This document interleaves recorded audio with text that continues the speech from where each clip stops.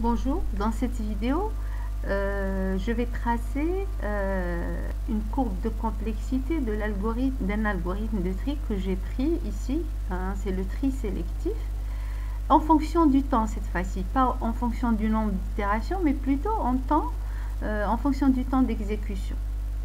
Pour changer un peu, pour donner une idée aussi, voilà, donc j'ai préparé un petit code ici, dans lequel j'ai mis une fonction tri sélectif. Hein. Le tableau, c'est un tableau d'entier. N, c'est la taille du tableau. Donc, comme on l'a déjà étudié, le tri sélectif. Et puis là, j'ai ajouté une fonction construire.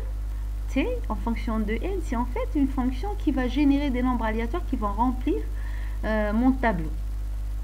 J'ai utilisé la fonction random, hein, qui est intégrée à la librairie time.h ici. Donc, et là, j'ai mis, enfin, pour moi, la plus grande valeur, c'est 1000, en fait. Là, c'est pour avoir aussi des nombres à 3 chiffres, d'accord. Là, c'est ma fonction, donc, qui remplit les tableaux pour chaque taille n que je vais prendre. La taille n, je vais la faire varier de 1000 jusqu'à 10 000 avec un pas de 1000. C'est-à-dire en commençant par n égale 1000, et je vais faire varier la valeur n jusqu'à 10 000. Hein, j'ai fixé une taille maximale à 10 000. Et pour chaque valeur de n, je vais avoir un nouveau tableau qui va être rempli par la fonction construire. Donc là, j'ai déclaré deux variables pour le temps, hein, de type clock-t, qui est intégré à la librairie time.h. Et là, j'ai un temps de début et un temps à la fin. C'est-à-dire, avant de lancer le tri, hein, j'ai un temps tdep et après, j'ai un temps tfin.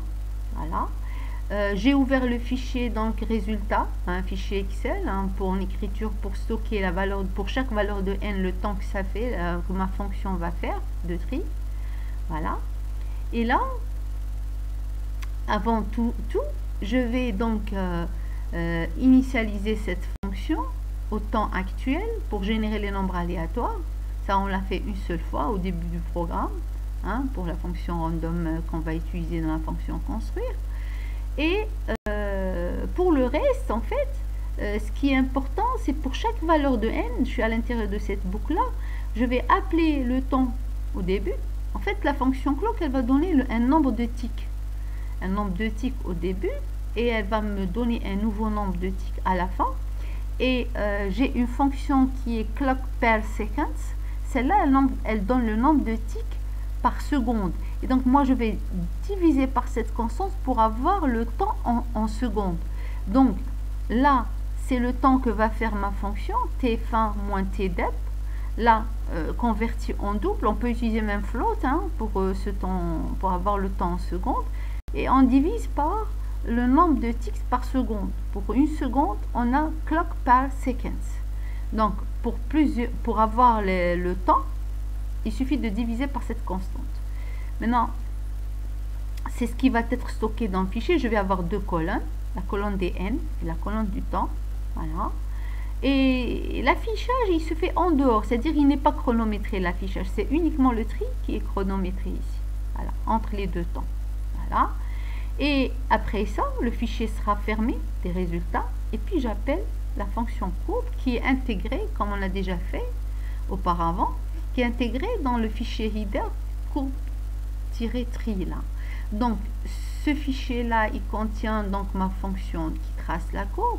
Elle est très simple cette fois-ci. J'ai mis juste l'origine. J'ai indiqué l'origine qui est le point 00. Et puis plot résultat, ce qui est dans le fichier résultat, c'est la colonne 2 en fonction de la colonne 1. Tout simplement. Et c'est système commande qui va lancer ce tracé de courbe. Voilà. Donc, si on compile ici, si on compile, on va voir, donc, voilà, et on peut lancer l'exécution. Le temps cette exécution va mettre du temps, parce qu'on a des tailles qui sont quand même grandes, hein. De 1000 à 10 000, ça va consommer un peu de temps. Voilà, on va voir qu'est-ce que ça va donner comme courbe.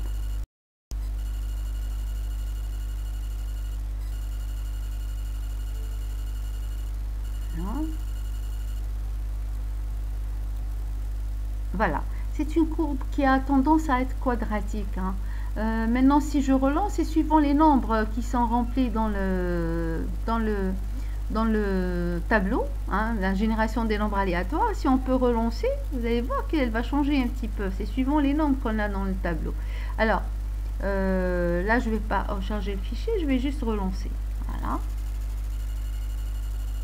On va le faire plusieurs fois pour voir.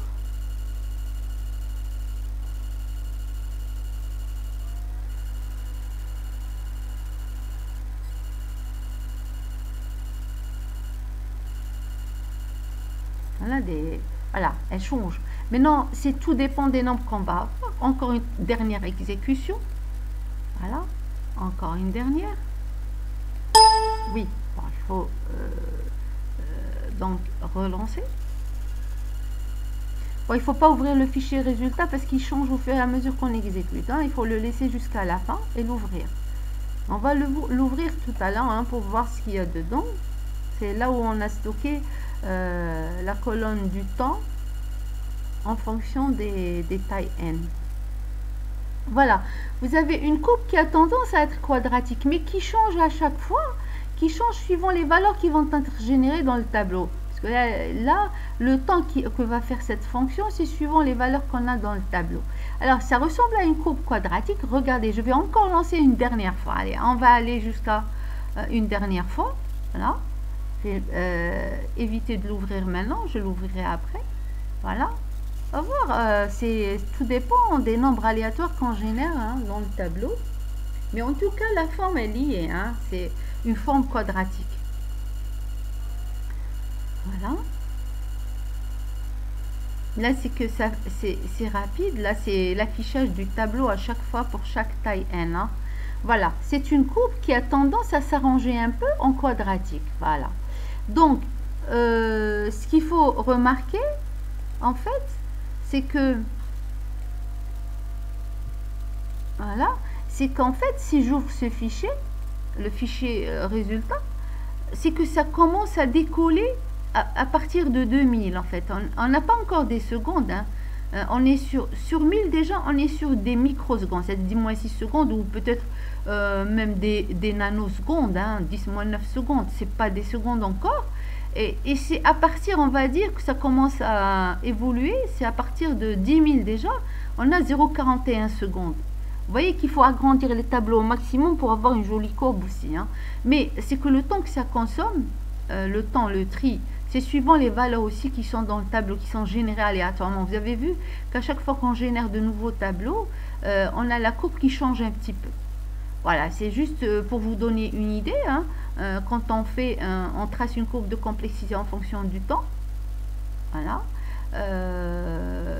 au lieu du nombre d'itérations. Donc je vous donne juste l'idée, hein, si ça vous intéresse.